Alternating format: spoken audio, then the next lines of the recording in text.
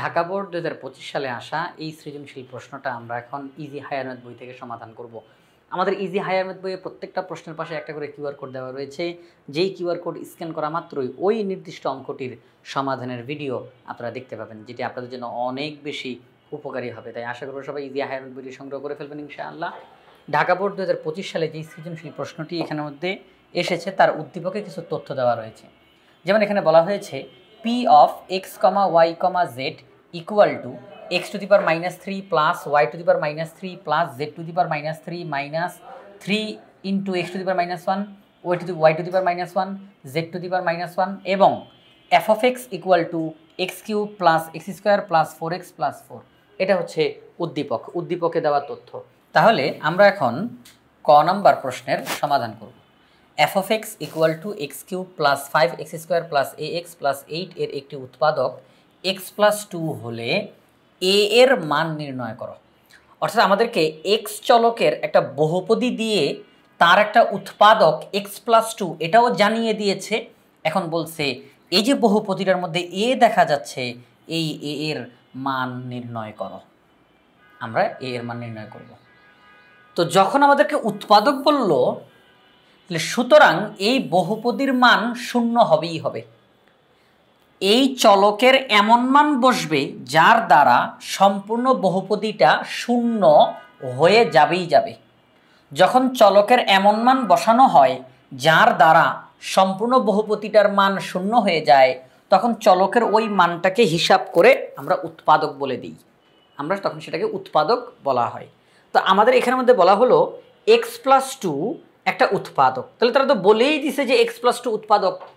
তার মানে এই যে x plus 2, এখান থেকে আমরা x এর একটা মান বের করার চেষ্টা করব, যেই মানটা এখানে বসাইলে পুরাটা 0 হবে এবং এটা বের করা সম্ভব। সেটা কিভাবে করে? এই যে উৎপাদক x plus 2 এইটা ইকুয়াল টু 0 বলবো। তাহলে x এর মান হবে -2। এই যে x এর মান -2, আমরা এখন আমাদের এই বহুপদীর মধ্যে x এর জায়গাতে -2 বসিয়ে দিব। অবশ্যই সম্পূর্ণ বহুপদীর মান 0 হবেই হবে, কারণ যেহেতু এখানে তো উৎপাদক বলছে, তাহলে এখানের মধ্যে অবশ্যই বহুপদীটার মান 0 হতে হবে। আচ্ছা, তাহলে আমরা এখন চলেন ক নম্বর প্রশ্নটা সমাধান করে ফেলি। আমরা লিখলাম, দেওয়া আছে f of x equal to x cube plus 5x square plus ax plus 8, x plus 2 f of x এর একটি উৎপাদক। সুতরাং x এর মান হবে -2। আমি এখানে x এর জায়গাতে -2 বসাবো। যখন x এর মান -2 বসাবো তখন সম্পূর্ণটার মান 0 হবেই হবে। এই জন্য এখানে বলা হয়েছে f of -2 equal to 0 হবে। যেহেতু উৎপাদক বলছে, তাহলে এই বহুপদীর মান 0 হবে। তাহলে f of -2 equal to 0। আচ্ছা, f of -2 মানে কি? x এর জায়গায় -2, x এর জায়গায় -2, x এর জায়গায় -2, x এর জায়গায় -2 আমরা বসাই দিলাম। যেখানেই x সেখানেই -2, যেখানে x সেখানে -2। এবার আমরা ক্যালকুলেশন করি। -2 কে কিউব করলে 8, -2 কে স্কোয়ার করলে হয় 4, 4 5 20, তারপরে -2a প্লাস 8। ক্যালকুলেশন করে আমরা পাইলাম 20 - 2a = 0। তাহলে 2a = 20। হ্যাঁ, কারণ -2a যদি এই সাইডে আনি তাহলে +2a, -2a যদি ওই পাশে নেই তাহলে +2a। 2 দিয়ে ভাগ করলে আমরা a এর মান পেয়ে যাব 10। a এর মান কত? 10। তার মানে আমরা যদি এখানের মধ্যে a এর মান 10 বসাই, এই যে এখানে a এর মান যদি 10 বসাই, তাহলেই পুরাটা 0 হইতে আর কোনো বাধা থাকে না। এখানে x এর মান -2 বসাবো, সম্পূর্ণটার মান 0 হবেই হবে। কিন্তু সমস্যাটা হচ্ছিল ওই a এর মান আমাদের জানা ছিল না, এই জন্য আমরা পুরাটা 0 করতে পারতেছিলাম না। তো এখন আমরা a এর মান জেনে গেছি 10, এখানে 10 বসাই দিলে পুরাটা 0 হয়ে যাবে, আর কোনো সমস্যা নেই। এই যে এখানে আমাদের যদি আপনি 10 বসান তাহলে হবে 20 - 20 = 0। তাহলে সেই ক্ষেত্রে আমরা এখানের মধ্যে বলতে পারি, তাহলে এখানের মধ্যে আমরা a এর মান বের করলাম 10। তাহলে আমাদের এই ক নাম্বার প্রশ্ন সমাধান করা শেষ। মূলত এখানে উৎপাদকটা বলে দেওয়ার কারণে আমাদের জন্য সুবিধা হয়েছে। উৎপাদকটা বলে দিচ্ছে x এর মান হবে -2 বসাইলে সম্পূর্ণটার মান 0 হবেই হবে। ক্যালকুলেশন করে দেখলাম a এর মান 10 নির্ণয় হয়েছে। এবার আমরা চলে যাই খ নাম্বার প্রশ্নে। খ নাম্বার প্রশ্নে বলছে p of x, y, z = 0 হলে প্রমাণ করো যে xy plus yz plus zx = 0 অথবা x = y = z। অর্থাৎ এই যে উদ্দীপকের মধ্যে p of x, y, z = x to the power -3 plus y to the power -3 plus z to the power -3 minus 3 into x to the power minus one, y to the power minus one, z to the power minus one, এটা যে দেওয়া আমাদের তারা বলছে p of x comma y comma z equal to 0। আবার উদ্দীপকে বলা p of x comma y comma z equal to এইটা। তাহলে আমরা দুইটাকে ব্যালেন্স করে বলতে পারি এইটা সমান 0, এইটা সমান 0। এরপর আমরা অঙ্কটা ক্যালকুলেশন করে প্রমাণ করে দিব যে x y plus y z plus z x equal to 0 অথবা x equal to y equal to z. চলেন আমরা এখন অঙ্কটা প্রমাণ করতে চলে যাই। আমরা খ নাম্বার প্রশ্নটা সমাধান করতে এসে উদ্দীপকের তথ্যটা আগে লিখে ফেললাম, এরপরে প্রশ্নের তথ্যটা লিখলাম। তো p of x comma y comma z এটা মানে উদ্দীপকের এই তথ্য, আবার এটা মানে 0। তাহলে এদের পরস্পর সমান বলতে পারি। X to the power minus 3 plus y to the power minus 3 plus z to the power minus 3 minus 3 x to the power minus 1 y to the power minus 1 z to the power minus 1, এই সম্পূর্ণটা equal to 0 আমরা এটা বললাম। তো এই যে x to the power minus 3 আমরা বলতে পারি, আমরা জানি যে পাওয়ারের মধ্যে যদি মাইনাস থাকে তাহলে একটা 1 একটা ভাগ চিহ্ন দিতেই হয়। পাওয়ারের মধ্যে মাইনাস চিহ্ন থাকলে একটা 1 একটা ভাগ চিহ্ন দিতে হয়, মাইনাসটা বাদে বাকি অংশটা নিচে বসবে। তাহলে সেই ক্ষেত্রে এই মাইনাসটার কারণে একটা 1 একটা ভাগ চিহ্ন, মাইনাসটা বাদে বাকি অংশটা নিচে বসলো, মাইনাসের কারণে একটা 1 একটা ভাগ চিহ্ন, এবার ওয়াই কিউব নিচে বসলো। এইভাবে করে আমরা লিখে ফেললাম। একই কাজ এই জায়গাটাতে, এই যে দেখেন এই জায়গাটার মধ্যে 3 into x to the power minus 1 লেখা যাবে 1 by x, 1 by y, 1 by z. তাহলে আমরা লিখতে পারি 3 বাই এক্স ওয়াই জেড, আমরা একবারে লিখে দিতে পারি। তাহলে আমরা এটা লিখে দিলাম। এখন দেখেন 1 বাই এক্স কিউবকে লিখতে পারি 1 by x whole cube, 1 by y whole cube, 1 by z whole cube. আর এখানে এই যে 3 divided by x y z লেখা রয়েছে, এটাকে আমরা ভেঙে লিখতে পারি 3 into 1 by x y z. এবারটা ভেঙে লিখতে পারি 3 into 1 by x into 1 by y into 1 by z. ঠিক আছে, আমরা এখানে ভেঙে ভেঙে লিখতে পারি 3 into 1 by x, 1 by y, 1 by z. এখন দেখেন এখানে একটা সূত্র দাঁড়িয়ে গিয়েছে। কী হয়ে গেছে সূত্র? আমরা যদি ব্র্যাকেটের ভিতরের এই 1 বাই এক্সকে যদি মনে মনে এ কল্পনা করি, 1 বাই ওয়াইকে যদি বি কল্পনা করি, 1 বাই জেডটাকে যদি সি কল্পনা করি, তাহলে কি দাঁড়ায়? A cube plus b cube plus c cube minus 3abc, a cube plus b cube plus c cube minus 3abc। এটা একটা সূত্র। সূত্রটা কি হয়? সূত্রটা হচ্ছে half into a plus b plus c into a minus b whole square plus b minus c whole square plus c minus a whole square. সূত্র আবারও বলতেছি, a cube plus b cube plus c cube minus 3abc। সূত্র হলো half into a plus b plus c into a minus b whole square plus b minus c whole square plus c minus a whole square. এটা হচ্ছে সূত্র। তাহলে আমরা সূত্রটা লিখে ফেললাম। তো আমরা মুখে বলতেছি এ কিন্তু লিখতেছি 1 বাই এক্স, মুখে বলতেছি বি কিন্তু লিখতেছি 1 বাই ওয়াই, কারণ আমরা বি বলতেই এই 1 বাই ওয়াইকে ধরে আমরা অঙ্কটা করতেছি, 1 বাই ওয়াইকে বি ধরে অঙ্কটা করতেছি। তাহলে a cube plus b cube plus c cube minus 3abc, তাহলে half into a plus b plus c into a minus b whole square plus b minus c whole square plus c minus a whole square.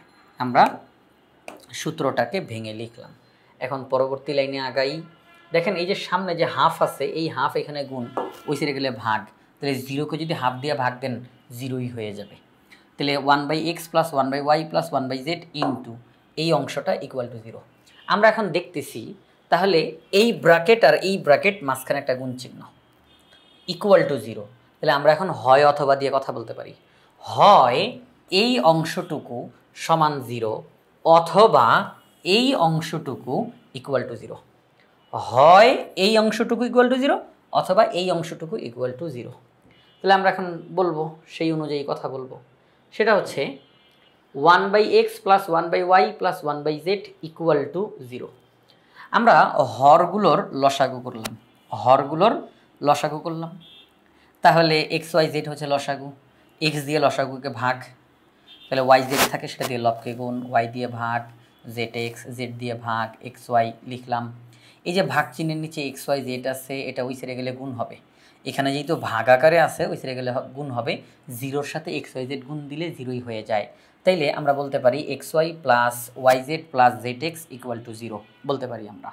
তাহলে এটা কিন্তু আমাদের প্রশ্নের একটা প্রমাণের বিষয়বস্তু ছিল। আমাদের বলছিল প্রমাণ করো যে x y plus y z plus z x equal to 0। তো এটা কিন্তু প্রমাণ হয়ে গেল। আমরা বিস্তারিতভাবে অঙ্কটা করতে গিয়ে কিন্তু এটা প্রমাণস্বরূপ পেয়ে গেলাম।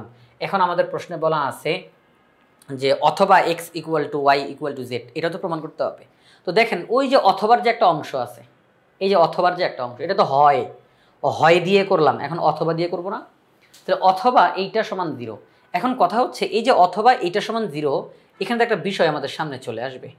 সেটা হলো আমরা দেখতেছি একটা ব্র্যাকেট দিয়ে স্কয়ার, অর্থাৎ একটা রাশির বর্গ, আরেকটা রাশির বর্গ, আরেকটা রাশির বর্গ, তাহলে একাধিক রাশির বর্গ তাদেরকে যোগ করা হয়েছে, একাধিক রাশির বর্গ তাদেরকে যোগ করা হয়েছে, একাধিক রাশির বর্গ তাদেরকে যোগ করা হয়েছে, যোগফল 0, যোগফল 0। যদি একাধিক রাশির বর্গের সমষ্টি, একাধিক রাশির বর্গের সমষ্টি, এই রাশির বর্গ, এই রাশির বর্গ, এই রাশির বর্গ, একাধিক রাশির বর্গের যোগফল যদি 0 হয়, তাহলে ওই প্রত্যেকটা রাশিকে আলাদা আলাদা করে 0 হওয়া লাগে, অবশ্যই হইতে হবে। যদি একাধিক রাশির বর্গের সমষ্টি 0 হয়, তাহলে প্রত্যেকটা রাশিকে আলাদাভাবে 0 হতেই হবে বাধ্যতামূলকভাবে। কেন হতে হবে? দেখেন, আমি যদি বলি একটা রাশি স্কয়ার প্লাস আরেকটা রাশি স্কয়ার প্লাস আরেকটা রাশি স্কয়ার ইকুয়াল টু 0, আমি যদি এখন এই রাশির ভিতরে 1 বসাইলাম, square plus 0 square plus 0 square equal to 0, তাহলে 1 প্লাস 0 প্লাস 0 ইকুয়াল টু 0। তাহলে এটা কি ঠিক হইল? বলেন, এটা কি ঠিক হইল? হয় নাই। আচ্ছা আসেন তাহলে আমরা একটু সংশোধন করি, যেহেতু ভুল হইছে তাহলে সংশোধন করি। আচ্ছা আমি যদি এটার মধ্যে 0 0 এখানে 1 দিই, তাহলে 0 স্কয়ার আর 1 স্কয়ার ইকুয়াল টু 0, তাহলে 0 প্লাস 0 প্লাস 1 ইকুয়াল টু 0।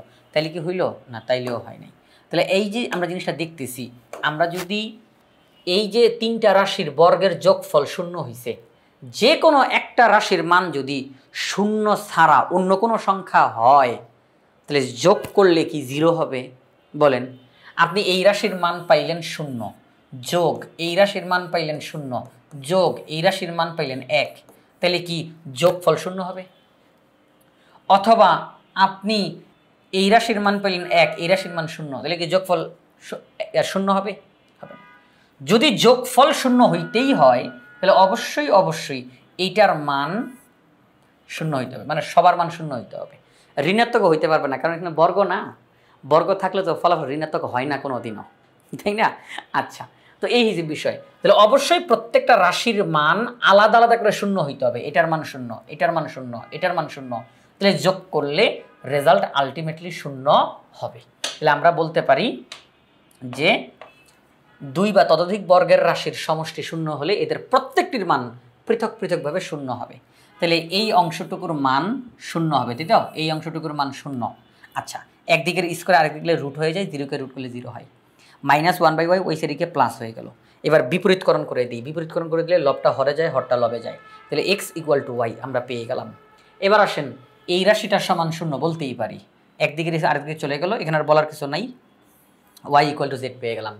আপনারা বলতে পারেন স্যার এটা ইকুয়াল টু 0 দিয়ে করবেন না? আর প্রয়োজন নাই, আর প্রয়োজন নাই, এখানে হয়ে গেছে অলরেডি। হ্যাঁ, আর প্রয়োজন নাই, আপনি চাইলে করতে পারেন, চাইলে করতে পারেন, কোনো সমস্যা নাই। তবে ইতিমধ্যে অঙ্ক হয়ে গেছে, সেটা হচ্ছে আমরা পেয়ে গেলাম x equal to y, y equal to z। তাহলে একত্রে যদি বলি x equal to y equal to z, একসঙ্গে বলি x equal to y, y equal to z। এই যে x equal to y, y equal to z, তাহলে একবার বলে কি হয় x equal to y equal to z। তাহলে আমরা বলবো প্রমাণ হয়ে গিয়েছে দুইটা বিষয়। আমাদেরকে বলছিল প্রমাণ করে দেখাও যে xy plus yz plus zx equal to 0, এটাও আমরা অঙ্ক করে প্রমাণ করে দেখাইলাম। আবার বলছে x equal to y equal to z, এটাও দেখাও, আমরা এটাও প্রমাণ করে দেখাইলাম। তাহলে আমাদের এই খ নাম্বার প্রশ্নের সমাধান কমপ্লিট হয়ে গেল। আমরা এখন গ নাম্বার প্রশ্নে যাব।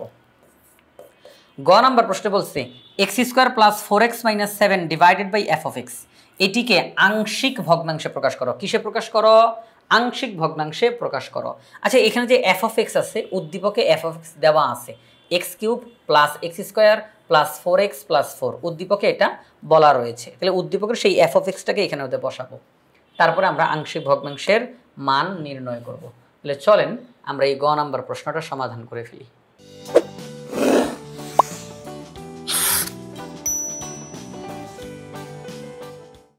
আমরা f অফ x কে লিখে ফেললাম। প্রথম দুইটা পদ থেকে কমন নিতে পারি, x স্কোয়ার কমন নিলে ব্র্যাকেটের মধ্যে x প্লাস 1, এখান থেকে 4 কমন নিতে পারি, ব্র্যাকেটে x প্লাস ওয়ান। তাহলে x প্লাস ওয়ান দুই জায়গার মধ্যে আছে, একবার লিখলাম, আর ব্র্যাকেটের বাইরে যারা আছে তাদেরকে ব্র্যাকেটের মধ্যে লিখলাম। তাহলে এফ অফ এক্স বলতে আমরা এখন এইটাকে বুঝবো, x plus one into x square plus four. আমাদের প্রশ্নে যেই রাশিটা দিয়ে আংশিক ভগ্নাংশ করতে বলছে, আমরা প্রশ্নের সেই রাশিটাকে এখানে লিখলাম, x square plus four x minus seven divided by f of x. এখন এফ অফ এক্সের জায়গায় তারা আসল মানটা বসাই দিই, x plus one into x square plus four. আমরা আলটিমেটলি আমাদেরকে যেই রাশির কাজ করতে হবে সেটা পেয়ে গেছি, x square plus four x minus seven divided by x plus one into x square plus four. এই রাশিটাকে আংশিক ভগ্নাংশে প্রকাশ করতে হবে। কিসে প্রকাশ করতে হবে? আংশিক ভগ্নাংশে প্রকাশ করতে হবে। আমরা রাশিটাকে লিখে ফেললাম, অভেদ চিহ্ন দিলাম।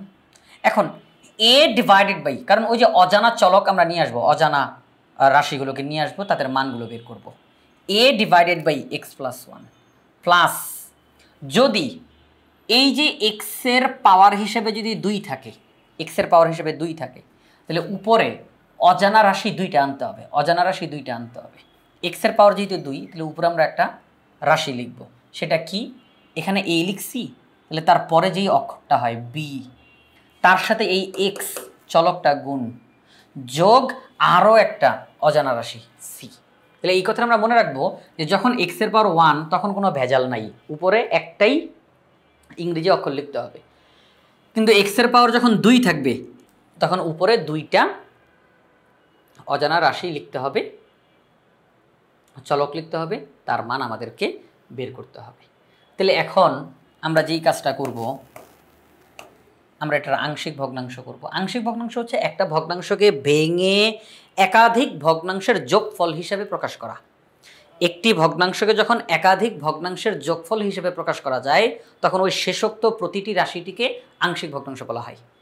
একটি রাশিকে যখন একাধিক রাশির যোগফল হিসেবে প্রকাশ করা যায়, আমি একাধিক রাশিকে যোগ করে যখন এই রাশিটা পাবো, তখন ওই যে একাধিক রাশি তাদের প্রত্যেকটাকে এই ভগ্নাংশটার আংশিক ভগ্নাংশ বলা হবে। আংশিক ভগ্নাংশ অর্থাৎ এই ভগ্নাংশটার একটা অংশ, এই ভগ্নাংশটার একটা অংশ। মনে করেন ছোট ছোট তিনটা ভগ্নাংশ যোগ করে এটা পাইলাম, তাহলে ওই ছোট ছোট প্রত্যেকটা ভগ্নাংশকে এই ভগ্নাংশের একটা অংশ বলা হবে, এই ভগ্নাংশের অংশ, এই ভগ্নাংশের অংশ, আংশিক ভগ্নাংশ। তো আমরা এখানের মধ্যে দেখলাম এক্সের পাওয়ার ওয়ান, তাহলে কোনো সমস্যা নাই, একদমই সিম্পল। কিন্তু যখন এক্সের পাওয়ার টু হয় তখন উপরে দুইটা ইংরেজি অক্ষর লিখতে হবে, এবং লেখার সিস্টেমটা কি?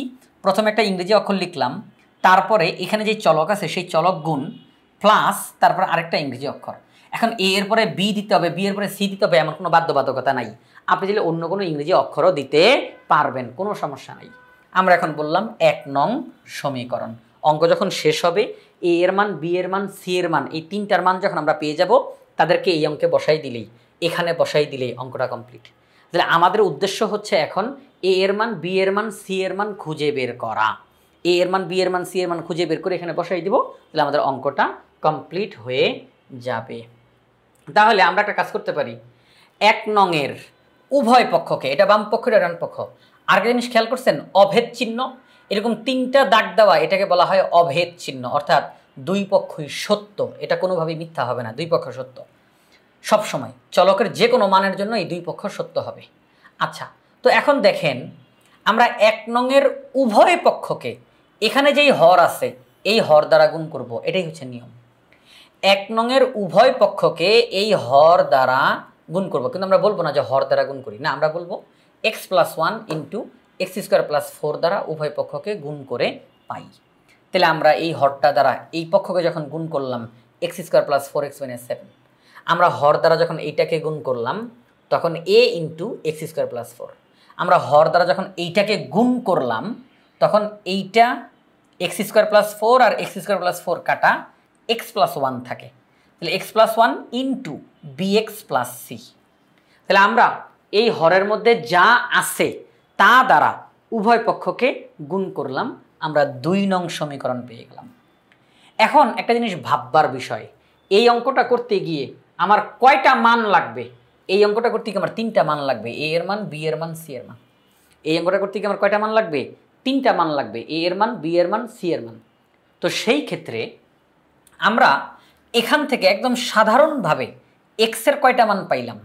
দেখেন এই যে হর এক্স প্লাস ওয়ান, আমরা x plus one equal to 0 ধরবো, তাহলে এক্স এর মান -1, এক্স এর মান -1 বসিয়ে দিলে একটা ইংরেজি অক্ষরের মান আমরা পেয়ে যাব।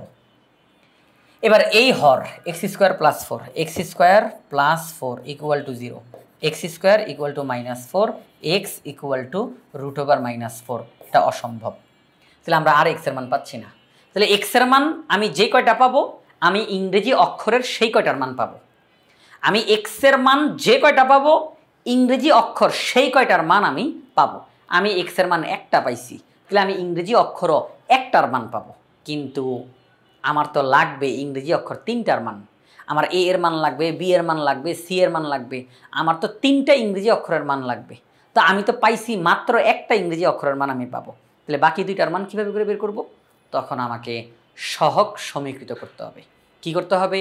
সহগ সমীকৃত করতে হবে। এই সহগ সমীকৃত কিভাবে করে আমরা সেটা একটু পরেই দেখব। এখন আসেন সহগ সমীকৃত করার জন্য আগে অঙ্কটা একটু লাইনে নিয়ে আসি। লাইনে আনা মানে সবাইকে ভেঙে সহগ আকারে নির্ণয় করে ফেলব। যা আছে তাই এক্স দ্বারা গুণ, এক্স দ্বারা গুণ, বি এক্স দ্বারা গুণ, সি দ্বারা গুণ লিখলাম। তো a x square, b x square, আর আছে এক্স স্কোয়ার নাই। তাহলে a x square, b x square, এই দুইটাকে যদি পাশাপাশি আনি, a x square, b x square, এই দুইটাকে যদি পাশাপাশি আনি, এক্স স্কোয়ার কমন নেওয়া যায়, তাহলে ব্র্যাকেটে এ প্লাস বি। তারপরে এক্স এক্স, এই দুটো যদি পাশাপাশি আনা হয়, তাহলে এক্স কমন নিলে b plus c, 4a plus c আমরা সাজায় লিখলাম। এই লাইনটা না লিখলেও চলে, কোনো সমস্যা নেই। এই লাইনটা যদি আপনি নাও লেখেন তাও সমস্যা নাই, আপনি এখানেই 3 নং সমীকরণ দিতে পারবেন, কোনো সমস্যা নেই। আমরা একটু সাজায় লিখে দিলাম। এখন আমরা সামনের দিকে আগাই। আমরা ওই যে ওখান থেকে এক্স প্লাস 1 সেটা যদি ইকুয়াল টু 0 ধরি, তাহলে এক্স এর মান কত পাবো? -1। এক্স এর মান -1 আমরা এখন এই 1 নং সমীকরণে বসাবো, 2 নং সমীকরণ, 2 নং সমীকরণে বসাবো। এক্স এর মান -1 2 নং সমীকরণে বসাবো। তাহলে চলেন 2 নং সমীকরণে এক্স এর মান -1 বসাই। যেখানেই এক্স সেখানেই -1, যেখানে এক্স সেখানে -1। ক্যালকুলেশন করলাম, ক্যালকুলেশন করে আমরা এ এর মান পেয়ে গেলাম -2। এ এর মান কত পেলাম? -2। একদম নির্দিষ্ট করে, একেবারে নির্দিষ্ট করে আমরা এ এর মান -2 পেয়ে গেলাম। এখন বি আর সি এর মান যে বাকি আছে, এটা বের করব কিভাবে করে? এই জন্য আমাদেরকে সহগ সমীকৃত করতে হবে। সহগ সমীকৃতটা করে কিভাবে করে? আমরা দেখব আমাদের অঙ্কের মধ্যে যেই চলক আছে, চলকের সর্বোচ্চ পাওয়ার কত। চলকের সর্বোচ্চ পাওয়ার কত? চলকের সর্বোচ্চ পাওয়ার যদি 3 থাকে, এক্স কিউব, তাহলে এক্স কিউবের সহগ নির্ণয় করব। তারপরে এক্স স্কোয়ার যদি ছোট পাওয়ার এক্স স্কোয়ার, তার চেয়ে ছোট পাওয়ার এক্স, তার চেয়ে ছোট ধ্রুবপদ বা ধ্রুবক, হ্যাঁ ধ্রুবক বা ধ্রুবপদ। আচ্ছা, ধ্রুবপদ। তাহলে দেখেন আমি দেখব যে চলকের সর্বোচ্চ পাওয়ার কত। চলকের সর্বোচ্চ পাওয়ার যত, তত থেকে আরম্ভ হবে। এখন আমি হিসাব করব আমার এখনো কয়টা ইংরেজি অক্ষরের মান বের করা বাকি আছে, এখনো কয়টা রাশির মান বের করা বাকি আছে, কয়টা চলকের মান এখনো বের করতে হবে, এ বি সি এর মধ্যে কয়টার মান বের করতে হবে। তো আমার যদি একটা মান এখনো বের করা বাকি থাকে, তাহলে আমি ওই যে সর্বোচ্চ পাওয়ার যুক্ত যেই চলকটা আছে, আমরা তার সহগ নিয়ে কাজ করব। যদি আমি হিসাব করে দেখি আমার এখনো 2টা মান বের করতে হবে, 2টার মান বের করতে হবে, তাহলে সর্বোচ্চটা এবং তার চেয়ে একটু ছোটটা, এই 2টার সহগ সমীকৃত করতে হবে।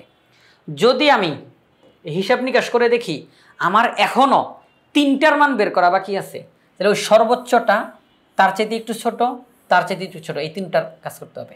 যদি আমরা দেখি 4টার কাজ আর কি, 4টার মান বের করা বাকি, তাহলে এইভাবে করে 4টার সহগ সমীকৃত করতে হবে। এখন বলবেন যে 5টার বাকি থাকলে এখানে পাওয়ার আরও বড় থাকবে, অর্থাৎ অঙ্কের সিস্টেম অনুযায়ী সামনে আগাবে। তো আমাদের এই অঙ্কটার মধ্যে কয়টা মান বাকি আছে? 2টা মান বাকি আছে, কারণ আমার মান লাগবে 3টা, এ বি সি। তো এ এর মান তো অলরেডি বের হয়ে গেছে, এইমাত্র আমরা দেখলাম।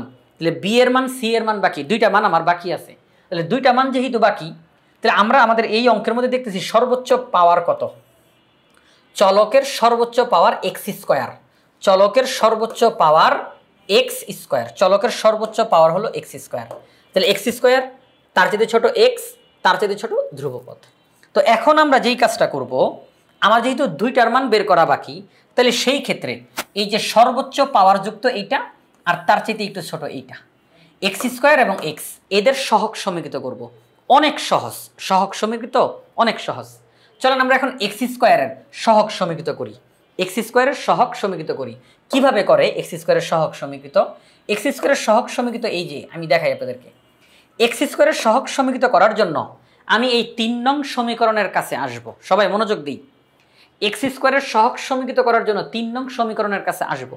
এখানে এসে আমরা উভয় পক্ষে, বাম পক্ষ ডান পক্ষ উভয় পক্ষে কেবলমাত্র এক্স স্কোয়ারের দিকে তাকাবো, আর কারোর দিকে তাকাবো না।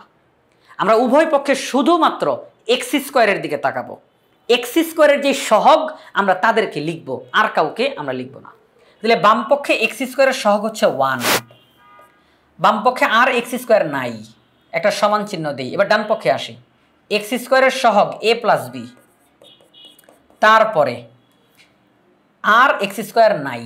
তাহলে দেখেন আমরা এই 3 নং সমীকরণে এসে বাম পক্ষ ডান পক্ষ উভয় পক্ষে শুধুমাত্র এক্স স্কোয়ারের সহগের দিকে তাকাবো, আর কারোর দিকে তাকাবো না। তাহলে আমরা এক্স স্কোয়ারের সহগ করে ফেললাম। এটাই সহগ সমীকৃত, এটাই সহগ সমীকৃত। তাহলে এক্স স্কোয়ারের সহগ সমীকৃত করলে 1 = a + b পাওয়া যায়। আমরা a এর মান জানি, আমরা a এর মান বসাই দিব, তাহলে b এর মান চলে আসবে। তাহলে b এর মান চলে আসবে। তাহলে এই যে এখানে আমাদের দেখেন, আমরা যদি এক্স স্কোয়ারের সহগ সমীকৃত করি তাহলে 1 = a + b পাই। a এর মান -2 আগেই পেয়েছিলাম, -2 বসিয়ে দিলাম, ক্যালকুলেশন করে b এর মান 3 পেয়ে গিয়েছি। b এর মান নির্দিষ্ট করে b এর মান পেয়ে গেছি 3। এবার আমরা এক্স স্কোয়ারের সহগ সমীকৃত করব। এক্স স্কোয়ারের সহগ সমীকৃত করব। এখান থেকে আমরা এখন শুধুমাত্র এক্স এর দিকে তাকাবো, এক্স এর সহগগুলো নিব, আর অন্য কারোর দিকে তাকাবো না। তাহলে বাম পক্ষের মধ্যে দেখেন এক্স এই যে এখানে আছে, তাহলে এক্স এর সহগ কত? 4। এখানে আর কোনো এক্স নাই, তাহলে ইকুয়াল টু চিহ্ন। এবার এখানে আসি, শুধুমাত্র এক্স এর দিকে তাকাবো। এক্স এর সহগ কত? B plus c. তাহলে আমরা লিখবো বি প্লাস সি। হয়ে গেছে এক্স এর সহগ সমীকৃত। তো এখন আমরা এখানে বি এর মান বসাবো, তাহলে সি এর মান চলে আসবে। এই যে আমরা লিখলাম যে 4 = b + c। ক্যালকুলেশন করে আমরা সি এর মান পেয়ে গেছি। তাহলে অবশেষে এ এর মান, বি এর মান, সি এর মান সবার মান নির্ণয় করা শেষ। আমরা এখন আমাদের এই প্রশ্নের একদম শুরুতে আংশিক ভগ্নাংশ করার জন্য ভেঙে ভেঙে যে লিখছিলাম 1 নং সমীকরণ, সেখানে এখন এ বি সি এর মান বসিয়ে দিব। তাহলে সেই ক্ষেত্রে আমরা 1 নং সমীকরণে এ বি সি এর মান বসিয়ে দিই। 1 নং সমীকরণটা ছিল এইটা, তো এ এর জায়গায় -2, এ এর জায়গায় -2 কি লিখছিলাম আমরা? কি লিখছিলাম? a/x + 1 bx + c / x² + 4।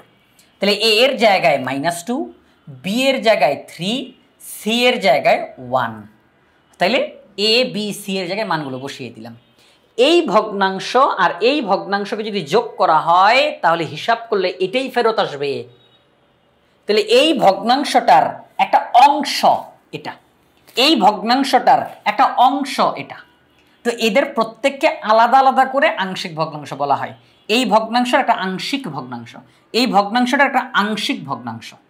এই আংশিক ভগ্নাংশ একত্রিত হলে একটা পূর্ণ ভগ্নাংশ আমরা একটা পেয়ে যাব, একদম সম্পূর্ণ একটা ভগ্নাংশ আমরা পেয়ে যাব। তাহলে আমরা এই ভগ্নাংশটাকে আংশিক ভগ্নাংশে প্রকাশ করলাম, এবং এখানেও কিন্তু অভেদ চিহ্নটা রাখতে হবে। তাহলে আংশিক ভগ্নাংশ নির্ণয় করা কমপ্লিট। ঢাকা বোর্ড 2025 সালে আসা এই সৃজনশীল প্রশ্নটা আমরা ইজি হায়ার ম্যাথ বই থেকে সমাধান করলাম এবং বিস্তারিতভাবে করে দিলাম। ভিডিওটা হয়তো বড় হয়ে গিয়েছে, কিন্তু আমাদের উদ্দেশ্য হলো একদম বিস্তারিতভাবে করা, যাতে করে কোনো শর্টকাটে তাড়াতাড়ি করে শেষ না করে দেওয়া, একদম বিস্তারিতভাবে আমরা করে দেওয়ার চেষ্টা করলাম, যে যতটা পারা যায় ভেঙে ভেঙে বুঝাই দেওয়া, যাতে করে সবাই আপনারা ভালোভাবে অঙ্কটা বুঝতে পারেন। তো আমাদের ইজি হায়ার ম্যাথ বইয়ে প্রত্যেকটা প্রশ্নের পাশে একটা করে QR কোড দেওয়া রয়েছে। ওইটা স্ক্যান করা মাত্রই ওই নির্দিষ্ট অঙ্কটির সমাধানের ভিডিও আপনারা দেখতে পাবেন, যেটি আপনাদের জন্য অনেক বেশি উপকারী হবে। তাই আশা করব আপনারা সবাই ইজি হায়ার ম্যাথ বইটি সংগ্রহ করে ফেলবেন ইনশাআল্লাহ।